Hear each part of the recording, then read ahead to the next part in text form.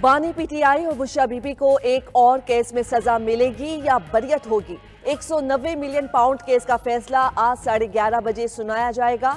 एहतिसाब अदालत के जज नासिर जावेद राना की मुल्जिमान और उनके वकला को पेश होने की हिदायत। रेफरेंस का फैसला 3 बार मौखर किया जा चुका है।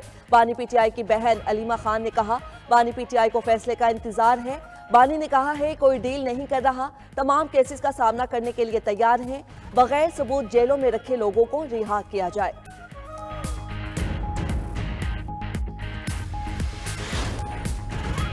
पंजाब के मैदानी इलाके धुंध में गुम, रास्ते धुंधलाने पर मोटरवेज के मुख्तलिफ सेक्शंस पर ट्रैफिक की रवानी मुअत्तल। Lahore Islamabad motorway M2, Lahore Multan M3 और पिंडी भटिया मुल्तान M4 मुकम्मल बंद कर दी गई। M5 पर मुल्तान से तरिंदा मोहम्मद पनाह तक नो एंट्री। शदीद धुंध के बायस लाहौर सियालकोट मोटरवे M11 पर भी ट्रैफिक मुअत्तल।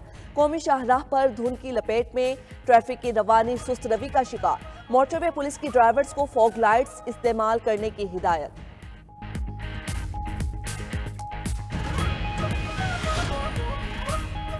यूरोप जाने की ख्वाहिश मौत की वादी में ले गई। तारकीन वतन की एक और कश्ती को हादसा।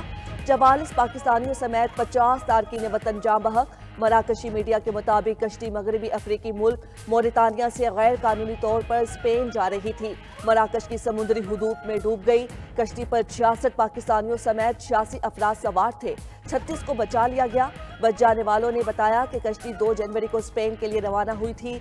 13 रोज तक समुद्र में फंसे रहे, कोई बचाने को नहीं आया। हादसे में जाँ बहक 44 पाकिस्तानियों में से 12 नौजवान गुजरात के रिहायशी थे।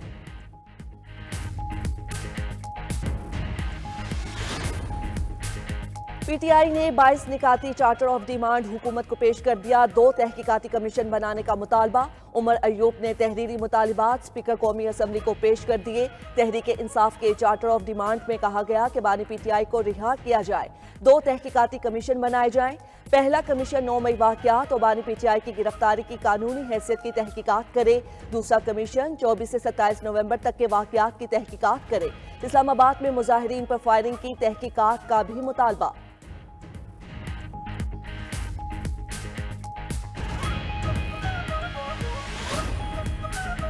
पीटीआई का चार्टर ऑफ डिमांड झूठ के सिवा कुछ नहीं, उसका कोई जवाब बनता ही नहीं। वजीर आजम ने तमाम इत्तेहादी जमातों की कमेटी बना दी जो बाज़ाब्ता जवाब देगी। वजीर आजम के मुशीर राना सनाउल्लाह और सेनेटर इरफान सदीकी की प्रेस कॉन्फ्रेंस। राना सना ने बताया कि पीटीआई ने किसी जख्मी, हलाक या लापता कारकुन का डेटा नहीं दिया, वो बस सोशल मीडिया पर प्रोपेगेंडा और झूठ फैलाते हैं। सेनेटर इरफान सदीकी ने कहा, पीटीआई ने मुतालिबात के बजाय हुकूमत के खिलाफ चार्जशीट की पेशकश की है। अपनी क़यादत से मुशावरत के बाद 7 दिन में तहरीरी जवाब देंगे।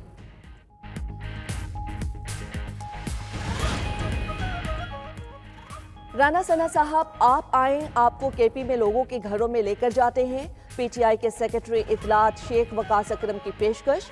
कहा, हम मुज़ाकरात में संजीदा हैं। हुकूमती वज़रा की प्रेस कॉन्फ्रेंस से अंदाजा हो गया है कि किस किस्म का जवाब आएगा।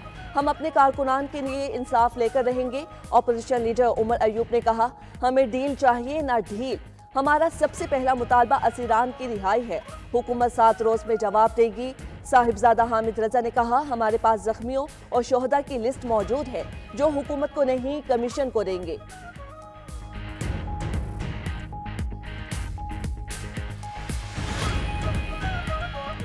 कुरम से बगन जाने वाले इमदादी काफिले पर दहशतगर्दों का हमला। फायरिंग के तबादले में 6 हमला आवर हलाक, 10 जख्मी हो गए। हमले में 1 एहलकार शहीद, 4 जख्मी हुए।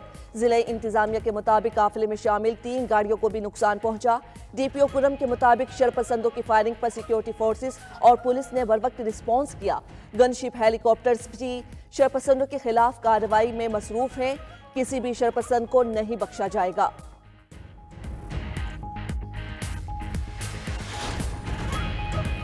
हमास और इसराइल के दरमियान जंगबंदी मुआहदे पर दोहा में दस्तखत। गजा जंगबंदी मुआहदे पर इसराइली काबीना में वोटिंग कल तक मुलतवी। इसराइल की जंगी काबीना में मुआहदे पर वोटिंग आज हो जाएगी। मरकजी काबीना में राय शुमारी कल होगी।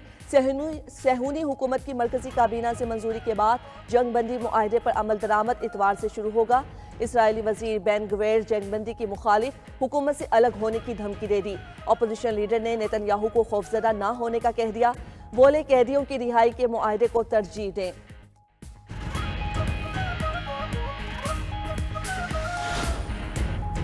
और पाकिस्तान और वेस्ट इंडीज के दरमियान पहला टेस्ट आज से मुल्तान में शुरू होगा।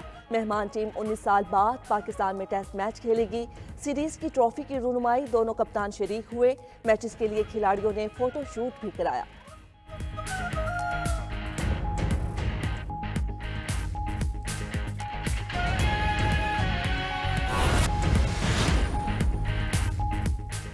£190 मिलियन मेगा करप्शन स्कैंडल है। अगर पैसे जब्तशुदा नहीं थे तो नेशनल क्राइम एजेंसी ने हुकूमत पाकिस्तान को क्यों दिए? वजीर इत्तलात अता तारड़ की न्यूज़ कॉन्फ्रेंस। कहा £190 मिलियन इसलिए दिए गए क्योंकि वह पाकिस्तान और आवाम का पैसा था। बानी पीटीआई मुल्क की तारीख में वाहिद लीडर हैं जो कहते हैं उनका कोई सोर्स ऑफ इनकम नहीं। पीटीआई को चैलेंज है, बानी चेयरमैन का सोर्स ऑफ इनकम बता दें। मजीद कहा मुल्क के डिफॉल्ट का खतरा मुकम्मल तौर पर खत्म हो चुका है। आलमी इक़्तिसादी फोरम ने पाकिस्तानी मईशत के हवाले से मुस्बत इशारे दिए हैं।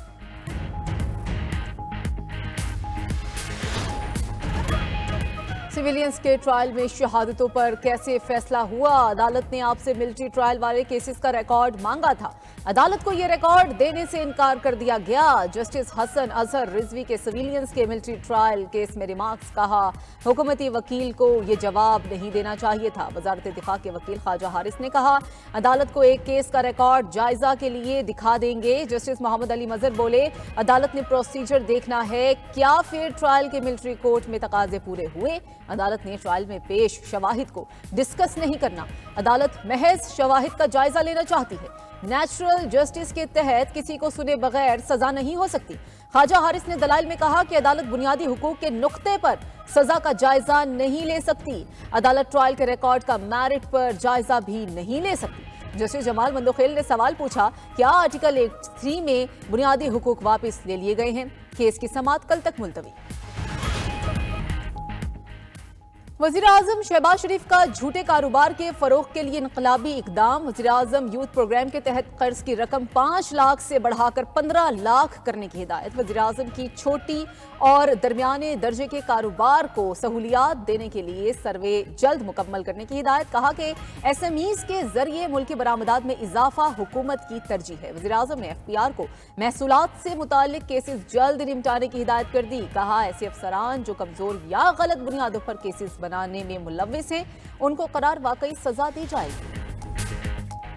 इस्लामाबाद में नादरा मोबाइल ऐप लॉन्च करने और 3 नए रीजनल दफातर के क़याम का फैसला। वज़ीर दाखिला मोहसिन नकवी कहते हैं 3 नए रीजनल सेंटर आज़ाद कश्मीर, गवादर और गिलगित बल्तिस्तान में बनाए जाएंगे। नए रीजनल दफातर 31 मार्च से काम शुरू कर देंगे। कल से पाक ID वेबसाइट बंद की जा रही है। जालसाज अनासिर शहरियों की ज़ाती मालूमात हासिल करके उनका गलत इस्तेमाल कर रहे हैं। वजारत दाखिला और वजारत खारजा ने जालसाज अनासिर का सख्ती से नोटिस दिया है।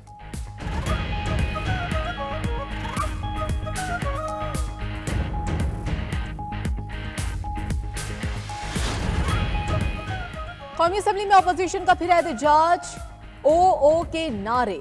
वफाकी वजीर अताउल्लाह तारड़ के तकरीर के दौरान शदीद नारेबाजी। आज़ाद रफ़ीउल्लाह की कौमी असम्बली में अपोजिशन पर तनकीद। कहा कि उन्होंने सिर्फ वीडियो बनाना होती है, सड़कों पर ये कारकुनान को छोड़कर भाग जाते हैं। उधर इलेक्शन कमीशन ने गोशवारे जमा ना कराने पर 139 अराकीन पार्लियामेंट की रुकनियत मुअत्तल कर दी। सेनेट के 2 और कौमी असम्बली के 16 अराकीन की रुकनियत मुअत्तल। पंजाब असम्बली के 67, सिंध असम्बली के 15 अराकीन की रुकनियत मुअत्तल। अमीर जमात इस्लामी हाफिज नईमुर रहमान भी शामिल हैं। खैबर पख्तूनख्वा असम्बली के 33, बलोचिस्तान असम्बली के 5 अराकीन की रुकनियत भी मुअत्तल कर दी गई।